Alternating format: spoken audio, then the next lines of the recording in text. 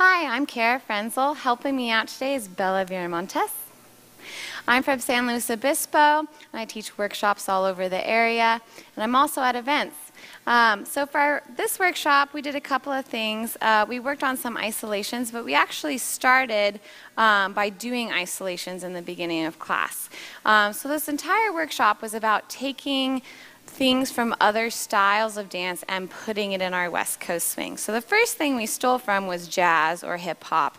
So what we did was some isolations. That means isolating one body part at a time. So we started with our heads. We went side to side. Did that a few times, forward and backwards. Also looking right and left. We did some head rolls. In West Coast swing, we may not use these as often, maybe some head rolls more often than not, but that one's kind of a weird isolation. We also did our shoulders, so we did up and down. We rolled them backwards. We rolled them forwards. We did one shoulder up and down at a time, the other shoulder. We did forwards and backwards with one shoulder and the other, alternating. Then we did it really fast. We also did our rib cage. So trying to just isolate the rib cage, we went right and left.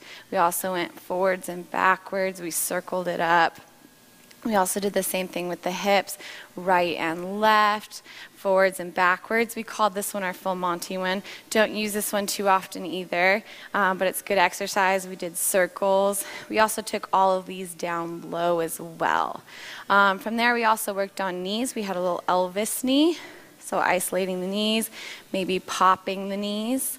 And we isolated our feet as well. So we flexed and pointed the foot. We rolled it in circles.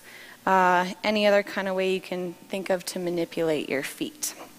So putting that now into our West Coast swing, you can really isolate anywhere. They're all kind of conditional on how they work. But for the easiest ones, it's easy to do it just on maybe an anchor step. So for example, you might use your head on the anchor step, looking at each other. This might be an easier one. Look. There you go. Then we did shoulders. So however you might want to roll your shoulders, pick any of those isolations. We also used our ribs as well, kind of working through there. Okay. For a hip one, we opened her up on 5. So we have 3 and 4. I use this side connection here to open her up 5. And then this is a great position to isolate in, so we use the hips. We could also use the ribs, could use the knees. Basically, we could just stand here and dance all we want. To come out of this, though, we do need to collect to one foot or the other. So either bringing her to this foot, or we could also come out on this foot and anchor to go forward. Doesn't look good if we leave her open and pull her forward and she does the cowboy walk forward. We want her to be able to close her feet and move forward that way. Okay, so those were all of our isolations. Then we stole some waltz styling. So we thought about our big ballroom frame kind of leaning up and back and over to the left, and we applied that to an inside roll. So we did a left side pass, inside turn. So we prepped that twice. Prep, give her the spin. She has a nice little shape on it, and then comes out for the anchor. A little harder than it looks on that one. Then the next one we did is a little more shaping for the leader, kind of lunging into his right foot, bending at the waist a little bit. So we took our 1 backwards. We took our 2 a little more to the side and diagonal back. Then we rolled through that foot, bringing her through. Here's where she's going to shape again, because I'm shaping with my upper body. And we also gave the option of maybe a little booty as well.